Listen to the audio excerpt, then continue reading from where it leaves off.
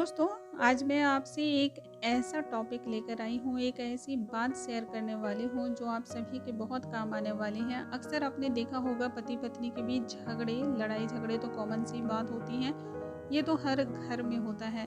छोटी-छोटी बात पे नोक-झोंक अच्छा भी लगता है क्योंकि इससे प्रेम का पता चलता है। आप दोनों में कितना प्रगाढ़ रिश्ता है, ये इससे आप एहसास कर सकते हैं। लेकिन अगर बात नोक-झोंक से कई गुना ज़्यादा आगे बढ़ जाए, जो तीसरे व्यक्ति को यदि मालूम पड़ जाए तो समझ लें कि ये नोक-झोंक से थोड़ा बढ़कर है।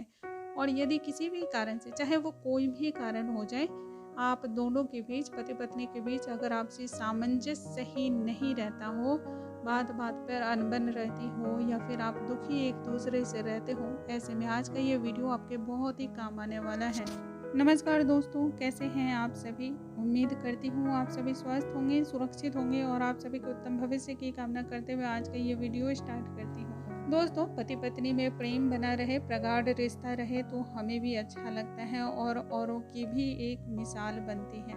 इस तरीके से जो भी आपको एक साथ देखते हैं, खुश देखते हैं, उनके लिए भी आप एक मिसाल की तरह दिखाई देते हैं। लेकिन किसी भी कारणवश यदि आप दोनों के बीच आपसी सामंजस्य सही नहीं है और हर तीसरे आदमी को ये पता चल जा रहा है कि आप दोनों में अनबन बनी रहती है, तो बात आगे बढ़ाने से अच्छा है इसका समाधान ढूंढा जाए। इस चैत्र नवरात्रि पर आप ये उपाय जरूर करें, आपको ये बहुत ही ज़्यादा फायदा देने वाला है। अमूमन जितनी भी महिलाएं होती हैं उनमें बर्दाश्त करने की शक्ति, सहन करने की शक्ति तो गजब की होती है। हम सभी जानते हैं माँ अम्बे का ही एक रूप जो है, हम सभी महिलाएं हैं और हम सभी महिलाओं में बर्दाश्त करने की, सहन करने की शक्ति कई गुना ज़्यादा होती है।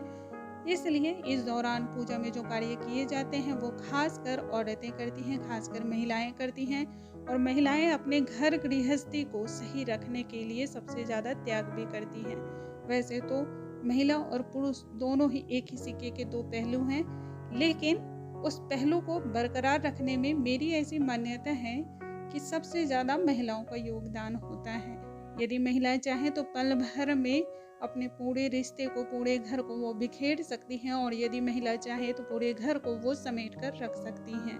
नवरात्रि के दौरान आपको एक उपाय करना है और इस एक उपाय को करने से आप दोनों के दाम्पत्य में जो भी परेशानियां हैं वो धीरे धीरे समाप्त होने लगती हैं और आपसी सामंजस्य बहुत ही बेहतर हो जाता है। तो आइए इस बात को हम जानते हैं किस तरीके से और क्या हमें करना है।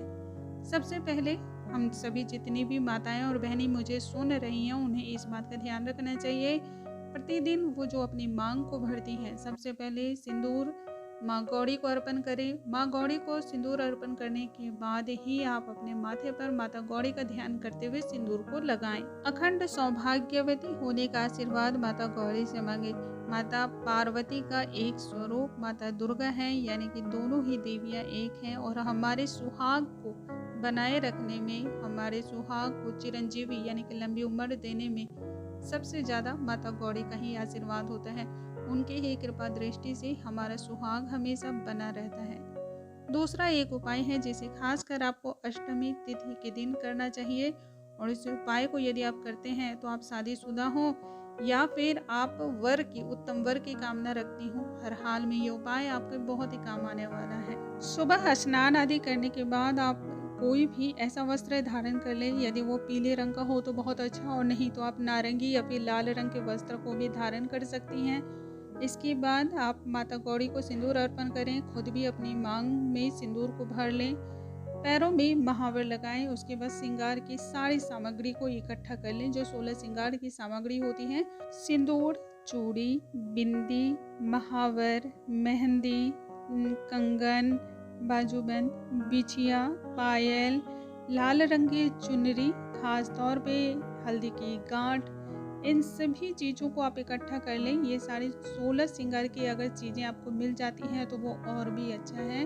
और उसके बाद आप किसी भी पास के निकट के दुर्गा मंदिर चले जाएं या फिर यदि आपके घर में ही आपने माँ दुर्गा की प्रतिमा या फिर फोटो स्थापित कर रखी हैं तो माता दुर्गा के पैरों को सबसे पहले महावर से आप अच्छी तरह से रंग दें और उसके बाद सुहाग के जितनी भी सामग्री आपने इकट्ठा की है उन सभी चीज़ों को माता रानी को आप अर्पण करें।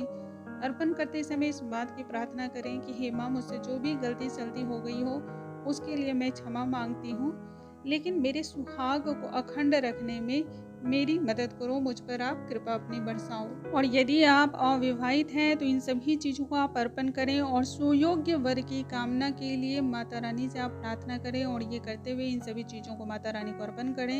यदि आप अविवाहित हैं तो दूसरे दिन इन सभी चीज़ों को आप वहाँ से उठाकर और किसी भी ज़रूरतमंद को, सुहागन स्त्री को आप दान कर दें। और यदि आप सुहागन हैं तो इसमें से कुछ सामग्री आप किसी भी सुहागन स्त्री को दान कर सकती हैं और कुछ खुद अपने ऊपर आप इसका इस्तेमाल कर सकती हैं। इन उपायों को करने से आपके दाम्पत्य में ढेर सारी खुशियां बरसने वाली हैं।